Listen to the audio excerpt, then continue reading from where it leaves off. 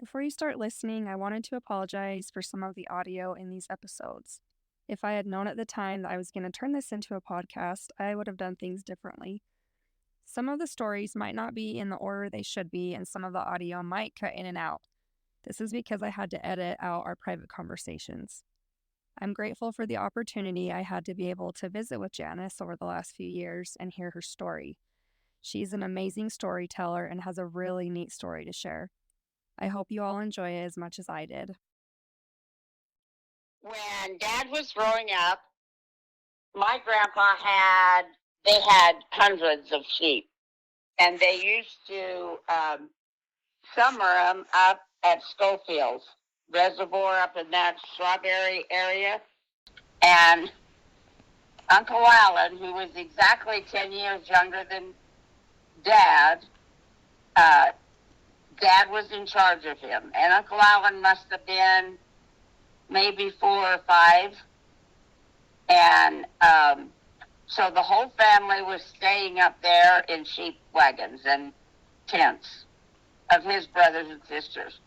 So Dad kind of took his eyes off of Uncle Alan and wasn't paying attention, and he lost Uncle Alan. And there's a whole bunch of quaking ass. There was when we were growing up there. Well, anyway, Uncle Alan had gone potty, and how they used to have potties up there, they would dig a big hole in the ground and put 2 quaking-ass laying down, raise them up a little bit, and you'd sit on the 2 quaking-ass over the hole. And so you can imagine there's lots of little treats down inside that hole, and Uncle Alan had fallen in. Oh, gosh. And Grandma, of course, Dad didn't get down and pull him out. He wasn't in any other than in the muck. Grandma said, well, you've got to get him out and clean him up.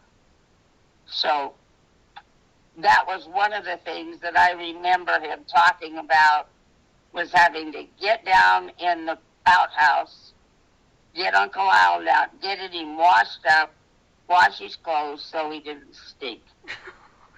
Gosh. That's... And so Dad must have been 13, 14, probably about, there's 10 years, and I think Uncle Alan was 4 or 5. And then my grandfather was scared to death of mice. My dad didn't like mice. I don't like mice either. Anyway, they were on the hay wagon. Dad was on the hay wagon. Grandpa was pitching it up, and Dad and I believe it was Uncle Ted were on the wagon, and they were piling it up. And a mouse ran up my grandfather's leg, up his boot and up in his pant leg. So he jumped on the wagon and got the mouse out. The mouse stayed on the wagon and ended up going up my dad's leg. So it ended up that all of them were on the wagon, and this poor mouse, I don't know what happened to the mouse, but anyway, Grandpa didn't want to work in the hay anymore, and then this is the second incident. Well, there were 3.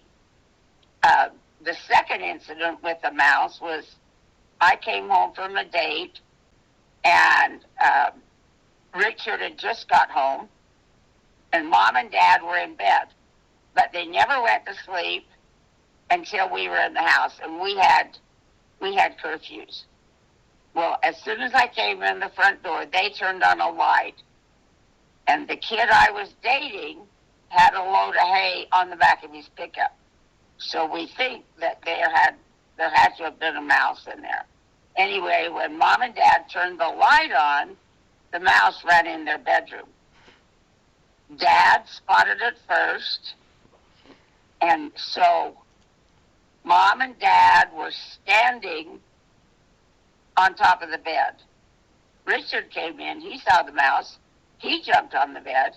I jumped on the bed. So all four of us are on the bed, standing up. And the mouse just kept going. It'd go around and come up. It'd get on a light cord and try to jump on the bed. So Mom told Dad that he had to take care of it.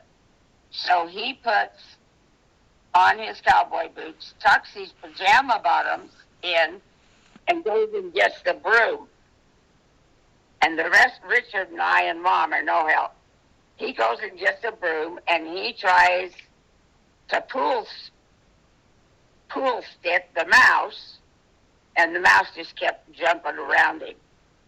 So he did get a mouse trap, but it was just a comedy of errors. We were all jumping up and down on the bed as the mouse would try to jump from the light cord onto the bed.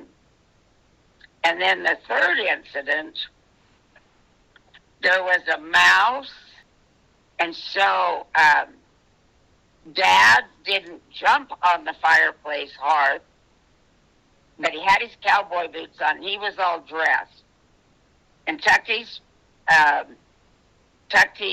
jeans into the cowboy boots, and he ended up catching it. But it probably took him a good 15 minutes dancing around.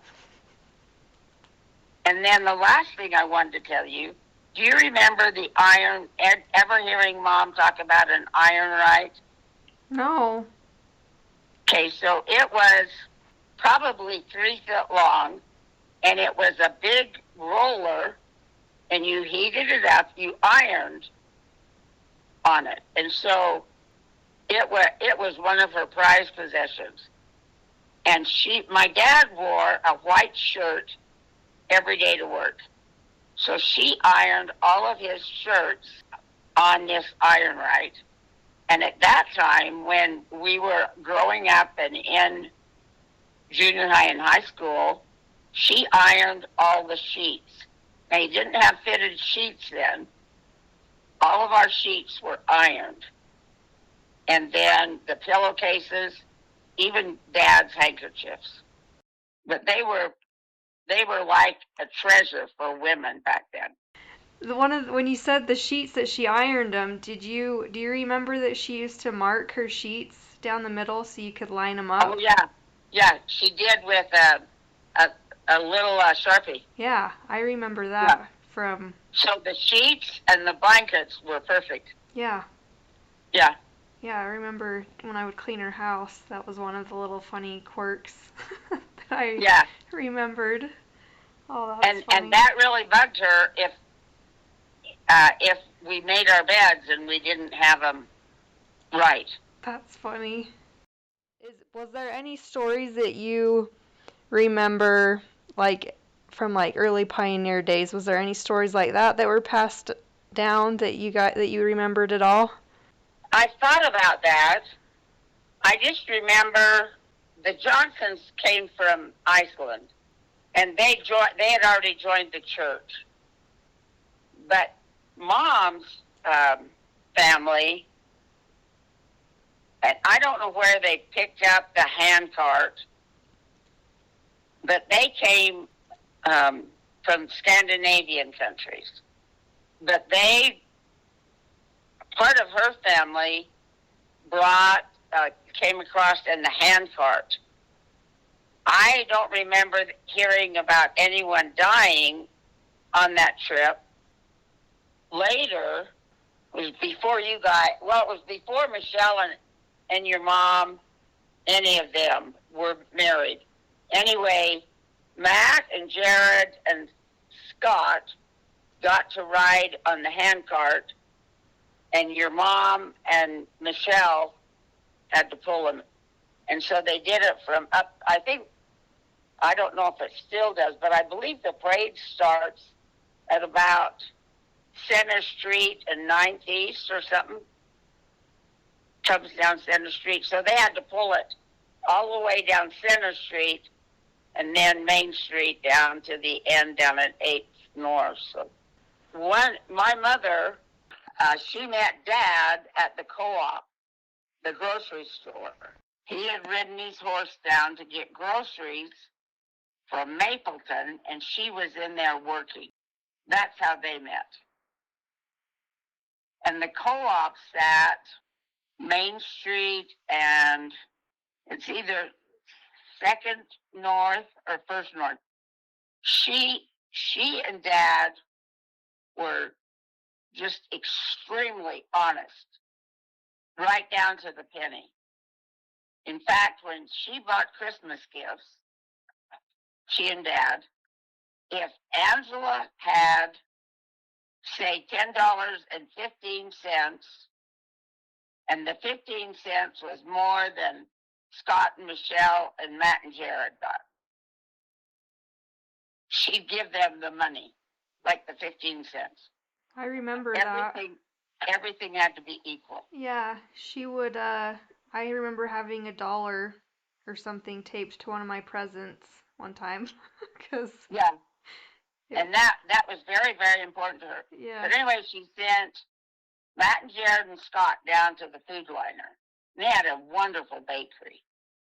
So she bought homemade bread sometimes. She made delicious bread. But later, after the grandkids come, she didn't make bread as much. She made a lot of rolls. Anyway, the boys went down there, and they each had pennies after that they could spend, like 3 pennies or something. And they put them in the gumball machine. And I don't know how they did it, or if it was just a fluke, but the gumball machine didn't quit spitting out gumballs. And so they filled up their hats. So they come home with probably well over 100 gumballs. They'd ridden their big wheels down. So they were bragging to Mom and Dad that for 3 cents, this is all they got. And Mom and Dad made them go back. And of course, they couldn't put them out. But anyway, they made them give all the gumballs back to the manager. Were there any famous or infamous relatives that you can think of? Well, my papa, who raised Mom, he was a state senator, and he was very prominent in the state legislature, and he hated to drive. And so he'd pick up a hitchhiker when he'd go from Spanish to Salt Lake and pay the hitchhiker to drive him to Salt Lake so he could get to the session on time. And then just that my grandmother, Mom's mother, was Miss Utah. And I don't know what year that was. Okay, so Grandma has a ton of recipes. What recipes off the top of your head can you think of that have been passed down to all of us now? Well, the chocolate cake. Mm-hmm. The sourdough biscuits that Dad used to make. Yeah, my dad makes those all the time. Yeah, and sourdough pancakes. Mm-hmm. Our kids don't like it as much as we do, but Mom and Dad handed down how to make boiled shrimp. I remember banana cupcakes. Oh, yeah, and the grass.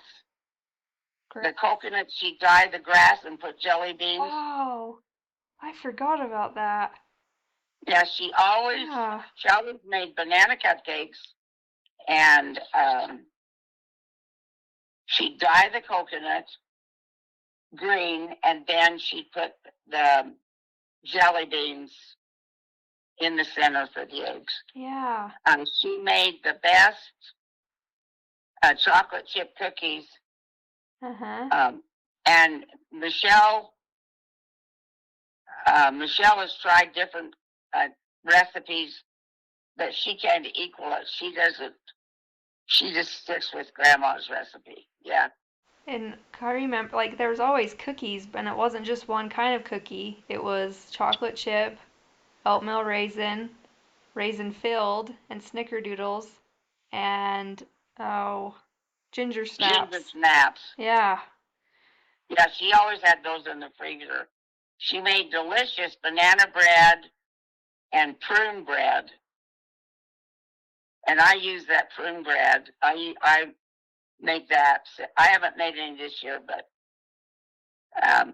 we really like that. And then, do you remember the apricot bread too? oh yeah, Yeah. yeah. And that's the one that I got to her. That was a recipe that was given to us when Pamela passed away. Okay. So that came from friends in Oklahoma, and so I shared that with Mom.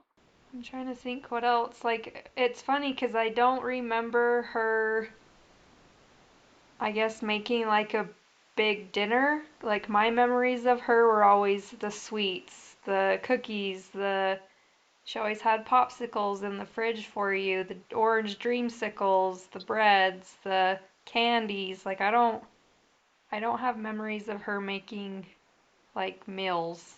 We just always had the snacks because we'd go visit. So, And I remember the meals, and it was always we ate a lot of Jello, but they always had stuff in them. It wasn't just Jello, but we always had Jello. But we always had kind of like meat and potatoes and gravy, a vegetable, and then the salads. And she always made these delicious salads. I do I, remember I that a think I little. told you about the apples, how she dyed the apples. Yeah. Yeah, that was a big thing for her. The is it frog eye salad or something? That comes Yeah, to the mind. frog eye. Yeah. I'm trying, I don't yeah. remember a lot of vegetable salads, No.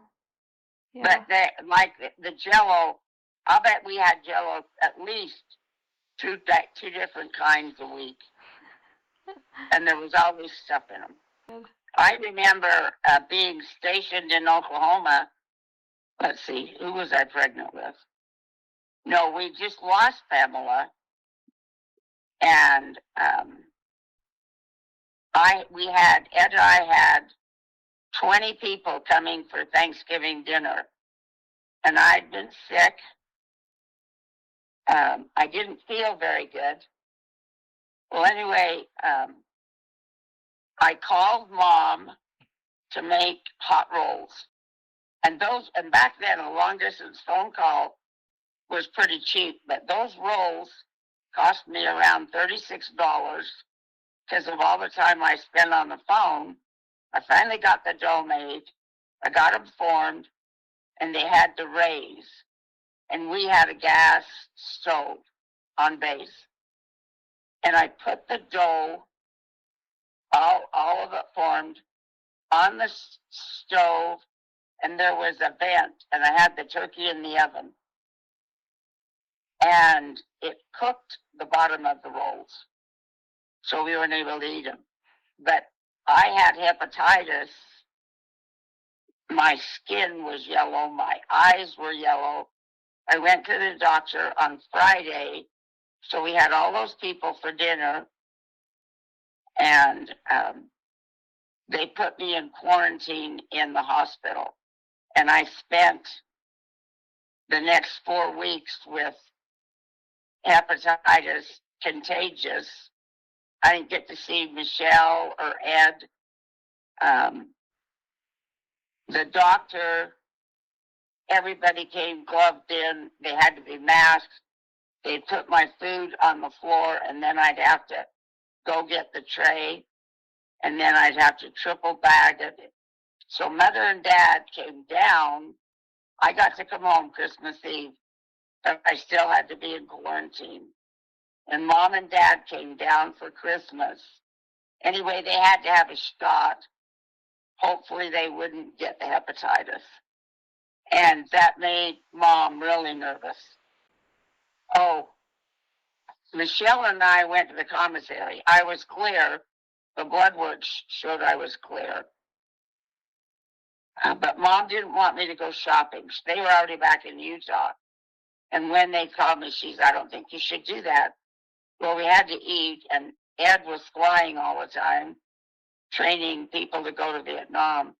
I went to the commissary, and the manager came up to Michelle and I and said, and he knew us really well.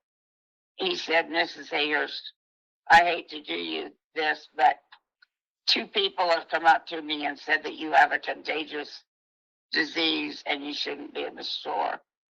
So let me take your basket. I'll put it in sacks. You just write me a check and I'll carry it to the car.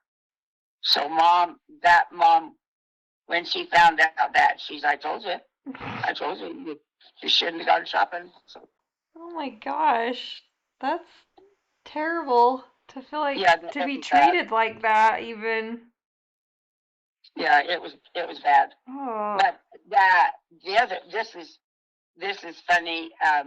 Michelle thought she was Negro till she was about 4. And she wouldn't have anything to do with babies, like doll babies, unless she called them their chocolate babies. And so her doll babies were always chocolate. And it was right after Pamela had passed away and Ed was flying. And so most of the time, that's all Michelle saw him in, except on Sunday he was in his suit. So we were in they call it the PX or the BX, base exchange. And so it would be like a J.C. Penney or that type of a store. And we were over in the card department, and I was looking at cards, and Michelle was right there to the side of me. And a captain, a pilot, he was Black American, and she grabbed him in the crotch and said, Daddy, Daddy. Lord, I wanted to hide in those cards so bad. That poor guy was a bachelor, and for her to grab his privates, we'd go to different things on base, and if there was a Black American, she would say, look, they look just like me. Look, they got skin like I've got. She wasn't Black, but it was just interesting. Are there any physical characteristics that run in your family that you can think of? Mom had right up to the end, beautiful hair, thick, beautiful hair. Dad had really thin hair. I got Dad's thin hair. He had beautiful fingernails. I don't know if you ever noticed. I did. That is, yes. That is something I always remember. Yeah. Mom's weren't. Mom split a lot. But her hair, if you could see a picture of I got it on the wall. I'll try and take a picture of it. There's a picture of her, a picture of her mother, a picture of me, and a picture of Michelle at the same age. And it's really fascinating as to how much Michelle looks like my mom and my grandmother. I feel like we have a lot of photos in the cookbook, the Miss Utah photo, that kind of stuff. Are there any other special heirlooms or memorabilia that has been passed down in the family? Yeah, your dad. I think it's in. I'm not sure, but it's a vase of a boy, a flower vase. It's gorgeous. He got the boy, and I got the girl, and they were a wedding present to my grandpa and grandma. Okay, Grandma and Grandpa Johnson or Creer?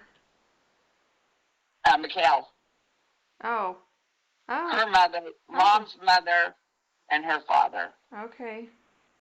I wanted to kind of see, like, go through your health stuff. So because I mean, I feel like you broke your leg, you were in high school, and that's when the lung burning stuff happened. But like, how did all of that just unfold into what you have now? Because you have celiac now.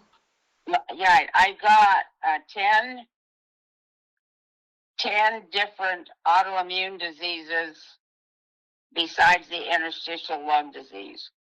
So when I was burned with the chlorine gas, the lung disease the interstitial lung disease, those aren't tied together at all. So the interstitial lung disease was diagnosed in 1992. So do you want me to tell you what ones I have? Yeah, I feel like I need to do a section on your health.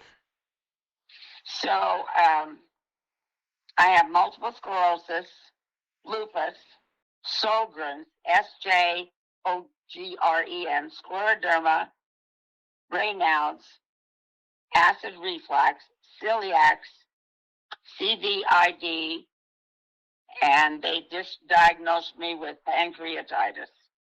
And all of them, the whole thing is all immune. So I have clusters of autoimmune diseases. And the interstitial lung is an immune disease. So it started with the interstitial lung disease, and then because that is an autoimmune thing and it weakens your immune system, is that what brings on all of these other ones too? Yeah, but I was diagnosed with multiple sclerosis and lupus before I got so sick with interstitial lung disease and had to go on oxygen. Okay. So the interstitial lung disease came on really quickly. I went down to Spanish Fort when your grandpa and Anna Lee were married and went through the temple for their marriage. And that was in like April 10th, or I can't remember when their anniversary was, 1992. The 2nd of May, I was in the hospital on oxygen. They moved me from the hospital here in Baker to the big hospital in Boise, and I stayed there for 6 weeks. No, yeah, I was in the hospital here 2 weeks, 6 weeks in Boise, and they, at that point, I think it was about, I don't remember this, but I've heard enough about it. They told me that I had less than 6 months to live and that I needed to get my affairs in order. And Scott had been on his mission for a year. And the doctor told Ed, I really think you need to ask the church to see if they wouldn't let Scott, but anyway, if they could let Scott talk to me, because I wouldn't make it I wouldn't be alive when he got home. So Ed got a hold of the mission president. He said absolutely. They got Scott on the phone. Scott told Ed, I feel really strongly, Dad, that I need to give her a blessing. I have no idea, no recollection, but he gave me a blessing over the phone. And then they sent me home. I want to say maybe the 5th of, I don't know. They sent me home the end of July. I was still teaching school, and so I just said to the doctors, I feel just as bad being down in bed or up. I'm not contagious with anything. Why can't I go back to teaching? So I met with all the students and teachers and staff at North Powder, told them about the oxygen, and I'd be wearing it all the time. And I showed many of them how to load oxygen to the little walkers that I use. And so I went back to teaching. Well, obviously I didn't die in 6 months. So so you were on oxygen in 92, but would you say, like, when would you say that it all started? Did it start, like, how old were you when you just started not feeling great and things started coming up? Well, when I was great, so 3 weeks before I went in the hospital, I was in Utah with Richard and Annalee and Mom and Dad. I didn't feel bad. I went to Arizona. I flew to Arizona and spent a week with Mom and Dad. Came home, just was tired. I was out mowing the lawn on the 1st of May of 92, and I couldn't make it around. I taught all week. I couldn't make it around the grass. I was having a terrible time breathing. And Ed had just started working as a business manager for Baker District, and the insurance from the district didn't kick in until the 1st of May. I went to the doctor the 2nd of May. Within about a week, I was sick, but we didn't have the insurance that I needed. So the 2nd of May of 1992, and so as they were running tests, they thought maybe it was valley fever from Arizona, and they checked everything. And then when they transferred me to the Boise hospital, that's when they diagnosed the interstitial lung disease. Yeah, I was diagnosed with MS. Let's see, Scott was born in 72. We adopted him 6 months early than the state usually allowed. We adopted him on a Friday, gave him a name and a blessing on Sunday, drove to Orem or Provo, and had him sealed to us the next Saturday. Anyway, 3 weeks later, I was diagnosed with MS. And the only sign that I had was that I lost control of the bowel and bladder. The caseworkers from the state, they came out. The adoption was finalized, and they were furious. And they said, you didn't tell us that you had health problems. And I said, I didn't know. But you're welcome to come anytime, unannounced. We'll get you on base. You can check him. He's not going to be abused. So I was diagnosed when Scott was a baby. Was that the first thing that you were diagnosed with, probably? Yes. Okay. And then, let's see, we retired up here in 84. So in 83, the fall of 83, I was diagnosed with lupus. So I've had the spinal taps and the brain scan and all that. I've only had a few things with the lupus, mostly with the butterfly cheeks, the redness. And then I'd have exacerbations with the MS off and on. So my MS is remiss. So I was up and down. I either had it and had an exacerbation, or I was fine. So I was on high doses of steroids. And I had a terrible time with weight. I got up to over 250 pounds. But that prednisone, the steroids, that was at that point was the only medication they had to help you through exacerbations. But whatever they've got me on with the interstitial lung disease, I've only had 2 small exacerbations with the MS since I've had interstitial lung disease. But there are things that I can't do, even like I don't get in hot tubs, I don't take baths, or I take cooler showers. I try to stay out of the heat. One time, I think it was the summer when Annalie and Richard were the grand marshals. Well, I was in the heat too long.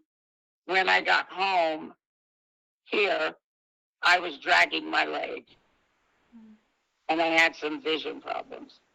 But they started me just immediately, and on what they called a gold shot, and increased the steroids by a lot. And sometime, if we ever get to see each other, but I've got a record. You can see when they gave me the steroids and when they took me off, because I keep a record every year. The first day of the year I weigh, and that one I started 23 years ago. At that point, 23 years ago, I weighed 229 pounds. And now I weigh 104. Jeez. That is But crazy. I've been very blessed. I've had excellent doctors, the best medicine. My team works really closely with what we're doing, and they communicate. So, yeah, I'm very blessed. Very, very blessed. The doctors and the medicine and the treatments have just, and I don't look up the diseases and see what it caused or the medication, what the side effects. My feeling is I've got it. They're telling me what to do. And I'm almost OCD about taking medicine. If they tell me to take it at 6 o'clock in the morning, I take it at 6 o'clock in the morning and take it. I'm just paranoid about taking it. But I got this. I'm going to live with it. Let's move on. But I don't look back. I don't dwell, and I don't study what I've got. It's not going to go away, so you just got to live with it. And I just try and stay positive about it. I think we talked about that one of the times that, Yeah, we did. What a difference that can make, because even when I just tell people, oh, I have an aunt that lives in Oregon and they have a ranch. She's on oxygen and she's out there doing this and that, and they like just look at me in awe, and I'm like, I know, she has all these other things too, and she was told years and years ago she wasn't supposed to live very long, but your outlook on things, I think, makes a huge difference on how your life kind of goes. So yeah, I think so too. It's been great. Scott was assistant to the president, but there was an elder Kikuchi, a general authority, that Scott's Columbus, Ohio mission was in his area. And so he got to know Scott. So right before April conference in 1993, so it was about 4 months before Scott got home, he called us from church headquarters. He just got back, flown in that night. The church secretary to the general authorities called us on the phone at 10:30 at night. We were sound asleep, and I missed who she said, and then the phone went dead. And Ed said, "Don't answer it when it rings again." Well, I couldn't do that. So I answered the phone, and this secretary said, "I'm very sorry we got disconnected. Elder Kikuchi is on the line with you." And so he talked to Ed and I about 45 minutes about what he saw in Scott. He said, "I don't call missionaries. I don't call their parents." But he said, "Your son has touched me more deeply than anyone I can remember. And I just wanted you to know." And he just talked about the characteristics in that. He was just so, Ed and I were crying on the telephone. Oh, I bet. Yeah. It's one of the moments too that you get to see how awesome your kid has turned out. So it makes you proud. Yeah, it really does. And then at the end, he said, "I've spoken with President Hinckley, and we're having a special fast." And I said, he said, "I'll get a hold of Elder Ayers. You get a hold of your family. The fast, we'll break the fast. We want you to, all of you, wherever your family is, at that time at 11 o'clock, to be on your knees, and President Hinckley will say the prayer and break the fast." And so the teachers that were LDS and staff that was LDS and students that were LDS fasted, and then our family. And so we were all in my classroom when the fast was broken by President Hinckley. But in 1983, so that was 93, 10 years before, President Ezra Taft Benson came to our stake, and Ed was bishop. I was at the meeting for spouses of the bishops, and President Benson asked Ed what was wrong, and he said, "She's having a multiple sclerosis exacerbation," and he said, "I would like to give her a special blessing." So I had a special blessing from President Ezra Taft Benson, 1983.